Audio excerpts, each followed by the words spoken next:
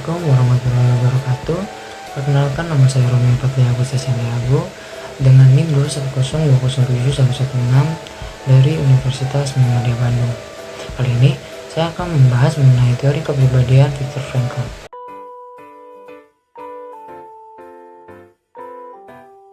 Untuk materi yang pertama, di sini kita akan membahas mengenai biografi Viktor Frankl. Viktor Frankl dilahirkan di Wiener pada tanggal 26 Maret 1905 dari keluarga Yahudi kelas menengah masyarakat Austria. Nilai-nilai dan kepercayaan Yudaisme berpengaruh kuat atas diri Frankl. Pengaruh ini ditunjukkan oleh minat Frankl yang besar pada persoalan spiritual, khususnya persoalan mengenai makna hidup. Di tengah suasana kehidupan keluarga yang memprihatinkan, hal-hal keagamaan Frankl menjalani sebagian besar hidup dan pendidikannya, mulai dari pendidikan dasar hingga pendidikan tinggi. Dia adalah pendiri dari apa yang biasa disebut mazhab ketiga psikoterapi, setelah psikoanalisis Sigmund Freud dan psikoindividu Alfred Adler, yaitu aliran logoterapi. Mulai tahun 1946, karya-karya Frankl mulai muncul dan ternyata mendapat sambutan hangat dari kalangan ilmuwan, budayawan, pendidik, filosof, dan rohaniwan. Lebih-lebih, setelah pengalamannya menjadi penghuni kamp konsentrasi ditulis dalam buku From the Camp of Existentialism. Kemudian, judulnya diubah menjadi Man's Search for Meaning, yang menjadi bestseller di Amerika Serikat.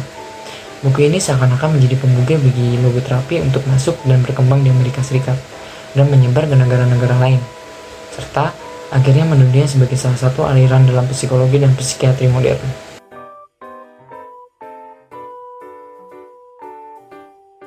Materi selanjutnya akan membahas mengenai konsep dasar teori eksistensialisme.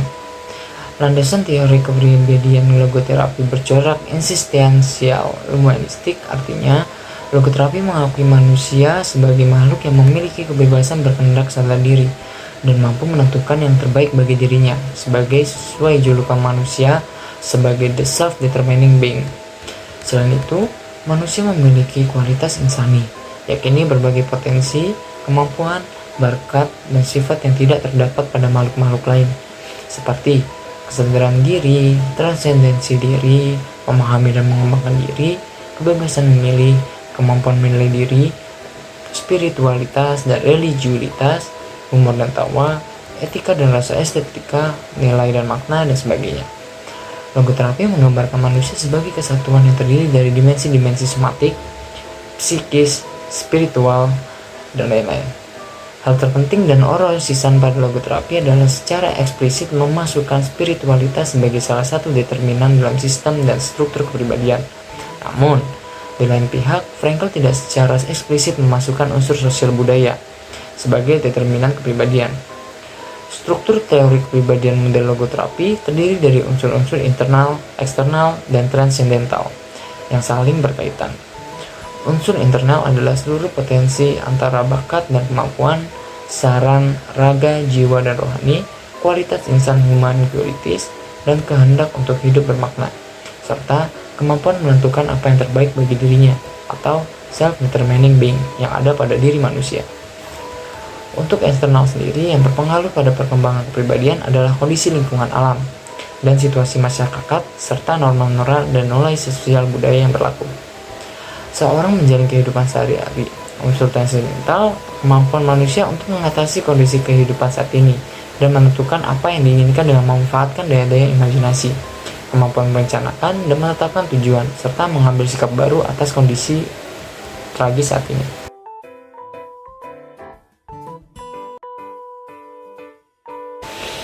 Materi selanjutnya kita akan membahas mengenai konsep tentang manusia.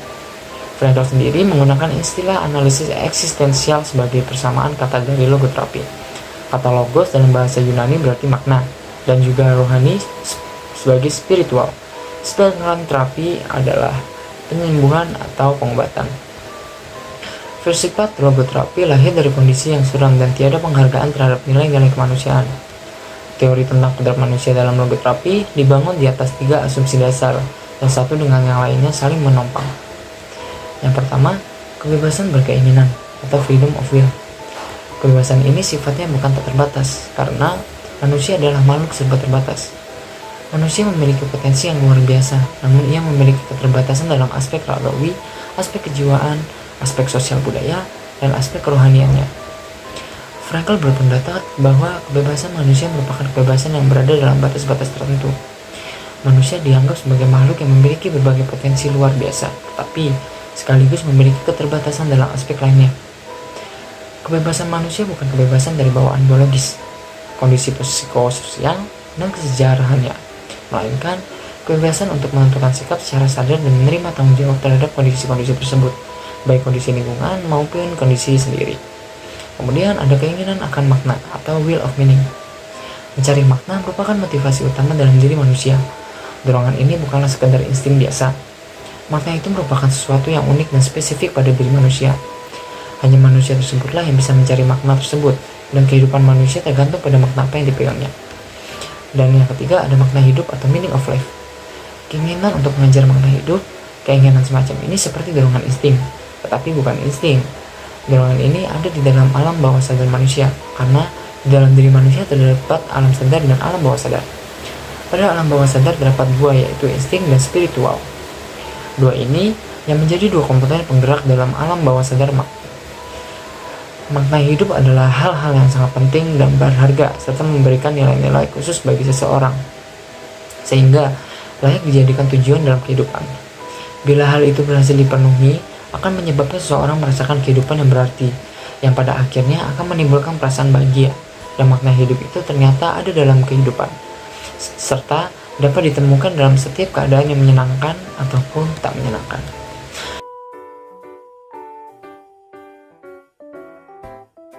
Materi selanjutnya tentang struktur dan dinamika kepribadian. Teori tentang kodrat manusia yang berasal dari logoterapi dibangun atas 3 tiang, yaitu kebebasan, kemampuan akan arti, dan arti kehidupan. Frankl sangat menolak pendirian dalam psikologi dan psikiatri yang memberikan ciri pada kondisi manusia sebagai yang ditentukan oleh insting biologis dan konflik masa kecil manusia, kebebasan spiritual untuk menentukan sikap terhadap keadaan, dan nasib.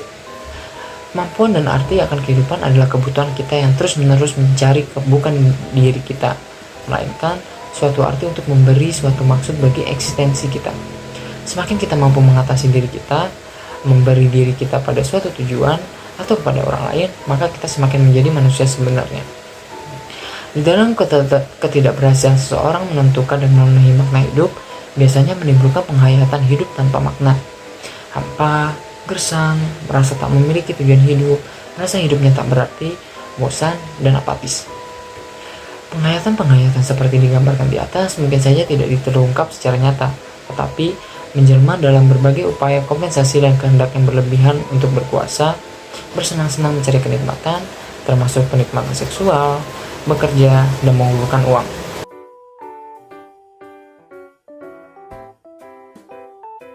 Walaupun penghayatan hidup tanpa makna ini bukan merupakan suatu penyakit, akan tetapi dalam hal keadaan insensif dan berlarut-larut, tak diatasi dapat menjelma menjadi neurosis noogenik, karakter totaliter, dan karakter konformis. Yang pertama, kita akan menjelaskan mengenai neurosis noogenik. Neurosis noogenik merupakan suatu gangguan perasaan yang cukup menghambat prestasi dan penyesuaian diri seseorang. Gangguan ini biasanya tampil dalam keluhan-keluhan serta bosan, hampa, penuh keputusasaan, kehilangan minat dan inisiatif, serta merasa bahwa hidup ini tidak ada arti sama sekali. Kemudian, karakter totaliter. Karakter totaliter sendiri adalah gambaran pribadi dengan kecenderungan untuk memaksakan tujuan, kepentingan, kehendak diri sendiri, dan tidak bersedia menerima masukan dari seseorang. Dan yang ketiga ada karakter konformis, yaitu gambaran pribadi dengan kecenderungan kuat untuk selalu berusaha mengikuti dan menyesuaikan diri kepada tuntutan lingkungan sekitar, serta bersedia pula untuk mengabaikan keinginan dan kepentingannya diri sendiri. Karakter konformis ini berawal dari kekecewaan dan kehampaan hidup sebagai akibat tidak keberhasilan memenuhi motivasi utama, yaitu hasrat untuk hidup bermakna.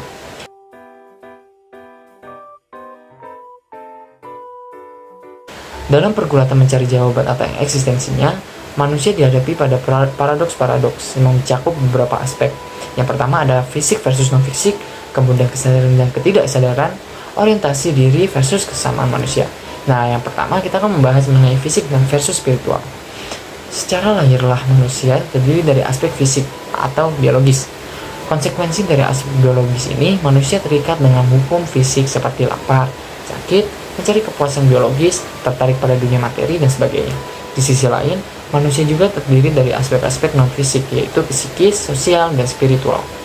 Dan yang kedua, kita akan membahas mengenai kesadaran versus ketidaksadaran. Manusia memiliki dimensi kesadaran dan tidak kesadaran. Tiap-tiap orang memiliki bagian kepribadian yang tidak disadari, yang berkembang di luar pengalaman sadar karena telah ditekan. Dorongan-dorongan amoral, dorongan seksual yang tidak dapat diterima, kebutuhan-kebutuhan egoistik, ketakutan, harapan-harapan irasional, pengalaman yang memalukan, dan motif-motif keji. Bagian kepribadian yang tidak disadari dalam kenyataan selalu mendesak untuk dipuaskan. Namun, dalam alam sadar, pemuasan terhadap dorongan bawah sadar tersebut tidak dapat diterima karena tidak sesuai dengan norma masyarakat. Kemudian, orientasi diri versus sesama. Sekalipun sama kebutuhan fisiologis yang terpuaskan, manusia tetap mengalami keterpisahan dari dunia sekitarnya. Rasa keterpisahan itu harus didobrak dengan menemukan ikatan-ikatan baru dengan sesama manusia, mengganti ikatan-ikatan lama yang didorong oleh insting.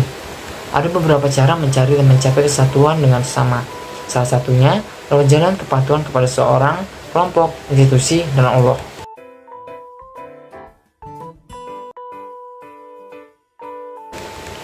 Nah, kemudian kita akan membahas mengenai kodrat eksistensi manusia yang sehat.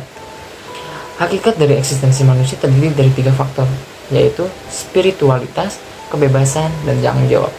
Yang pertama, spiritualitas adalah suatu konsep yang sulit dirumuskan. Spiritualitas tidak dapat diredukasikan. Bahkan, spiritualitas tidak dapat diterangkan dengan istilah material, meskipun spiritualitas dipengaruhi oleh dunia material. Namun, ia ada tidak disebabkan atau dihasilkan oleh dunia material itu, dapat diartikan sebagai roh dan jiwa. Kemudian kebebasan. Mengenai faktor kebebasan, kita tidak didikte oleh faktor-faktor non-spiritual, semacam insting, warisan nilai yang khas, atau kondisi-kondisi dari lingkungan kita. Karena kita memiliki dan harus menggunakan kebebasan kita untuk memilih bagaimana kita akan bertingkah laku jika kita menjadi sehat secara psikologis. Orang-orang yang tidak mengalami kebebasan ini adalah orang-orang yang kadang berprasangka karena kepercayaan determinasinya atau mereka yang sangat minoritas. Orang-orang minoritas akan menghambat memenuhi potensi-potensi mereka sendiri. Dengan demikian, mengganggu perkembangan kemanusiaan mereka yang penuh. Dan yang terakhir ada tanggung jawab. Seseorang tidak cukup hanya merasa bebas untuk memilih, tetapi harus juga memenuhi tanggung jawab terhadap pilihannya. Orang-orang yang sehat akan memikul tanggung jawab ini, menggunakan waktu keseharian mereka dengan kegiatan-kegiatan bermanfaat dengan penuh tanggung jawab agar karya-karya mereka tetap berkembang meskipun kodrat kehidupan manusia singkat dan fana. Untuk mencapai dan menggunakan spiritualitas, kebebasan dan tanggung jawab, tanpa tiga-tiganya tidak mungkin seseorang menemukan arti dan maksud kehidupannya. Pilihan benar-benar tergantung pada kita saja. Orang-orang yang sehat secara psikologis telah bergerak keluar atau melampaui fokus pada diri. Menjadi manusia sepenuhnya berarti mengadakan hubungan dengan seseorang atau sesuatu di luar dirinya. Pendirian Flanker berlawanan dengan ahli-ahli teori yang mengemukakan bahwa tujuan atau dorongan perkembangan manusia yang penuh ialah pemenuhan atau aktualisasi diri. Flanker menolak perjuangan manusia untuk membangun setiap keadaan atau kondisi di dalam sendiri, entah itu kekuasaan, kenikmatan, atau aktualisasi. Flanker mengemukakan bahwa pandangan serupa itu menggambarkan orang sebagai sistem yang tertutup, yang tidak menyangkut interaksi dengan dunia nyata atau dengan orang lain, tetapi hanya dengan diri. Frankl juga percaya bahwa mengejar tujuan semata-mata dalam diri adalah merusak diri.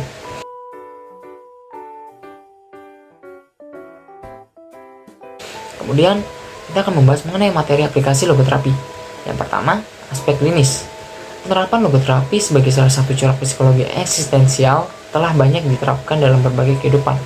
Dalam bidang klinis, logoterapi cukup membantu dalam menyembuhkan pasien-pasien obsesif kompulsif, gangguan kecemasan, alkoholisme, insomnia, dan kasus-kasus kehampaan eksistensialis.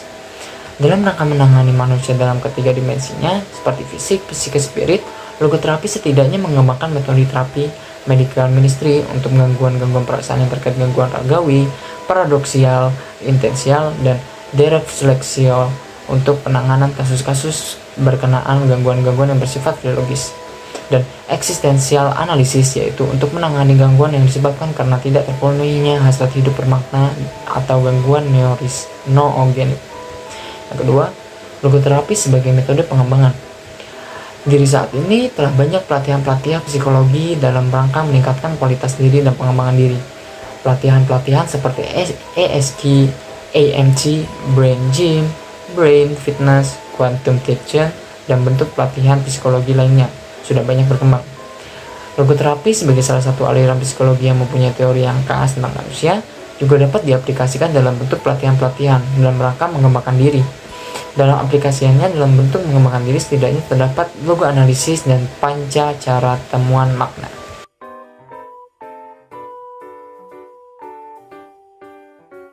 Dan terakhir, dalam pembahasan ini kita akan membahas mengenai eksistensialisme psikopatologi.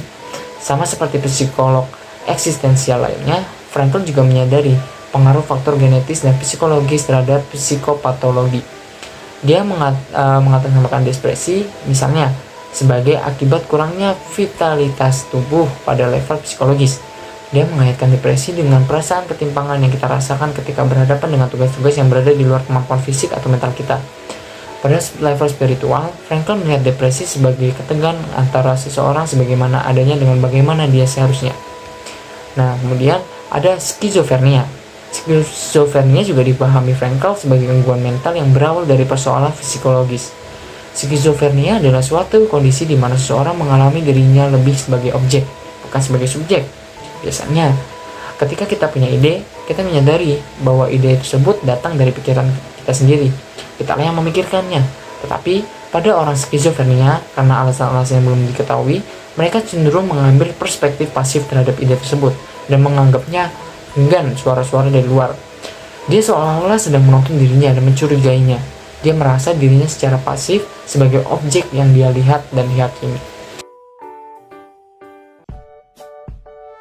Mungkin sekian yang bisa saya sampaikan pada video kali ini dan materi-materi kali ini. Terima kasih. Wassalamualaikum warahmatullahi wabarakatuh.